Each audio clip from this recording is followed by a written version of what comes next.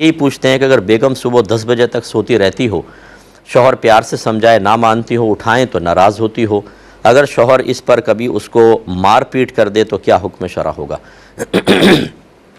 देखें, पहली बात तो ये है कि मर्द को चाहिए कि अपने घर में एक तरबियती निज़ाम बनाए। हम चूँकि शरीयत को दाखिल होने नहीं देते, सही बात यह है, हम शरीयत हैं, हम सबसे समझदार हैं, हम सबसे कामिल हैं, हम सबसे अकमल हैं।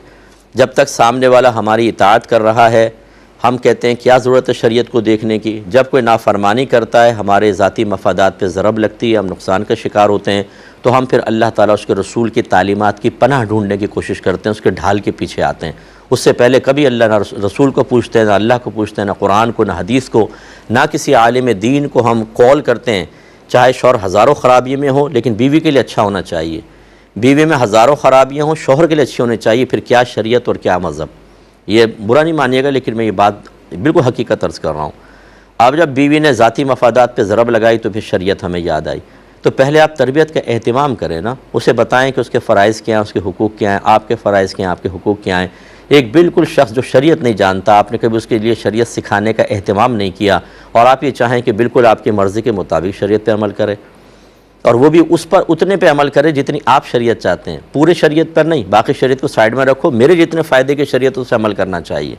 ये अपना रवैया आप ख़त्म करें तो आपका घर जन्नत के बागों में से एक बाग बन जाएगा। हमारे घर में फड्डे इसीलिए होते हैं कि हर एक अपनी अक्लमंदी के तहत, अपनी अक़ली दलीलों के तहत मसाइल को हल करने की कोशिश करता है। अल्लाह उसके रसूल की तालीमात के सामने सरेंडर करने के लिए दोनों तैयार नहीं होते। तो लिहाजा बहरहाल 10 बजे तक अगर ज़ौजा उठती हैं और किसी उज़र के सबब उठ रही हैं, उनकी तबीयत ख़राब है, उनके सर में दर्द है दीगर, तो आपको उनको मौका देना चाहिए।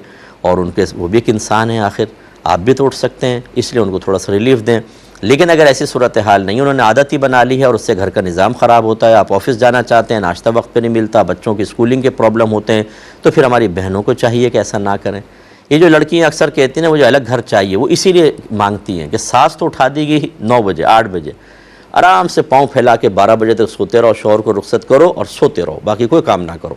ये इसीलिए लड़कियों को आज़ादी चाहिए होती है, क्योंकि दूसरी सहेलियाँ बताती हैं कि हमने तो एक ऐसी हुकूमत हासिल कर ली है जिसमें अपनी मर्ज़ी के साथ ज़िंदगी गुजार रहे हैं, और तुम फंसी हुई हो, तो उनको देख देख के वो भी ऐसा करती हैं। ऐसा ना करें, फिर हमारी बहनों के घर ख़राब होते हैं। फिर वो कहती हैं मुफ्ती साहब देखें, मैं सिर्फ सो रही थी, इस पर मुझे मार दिया।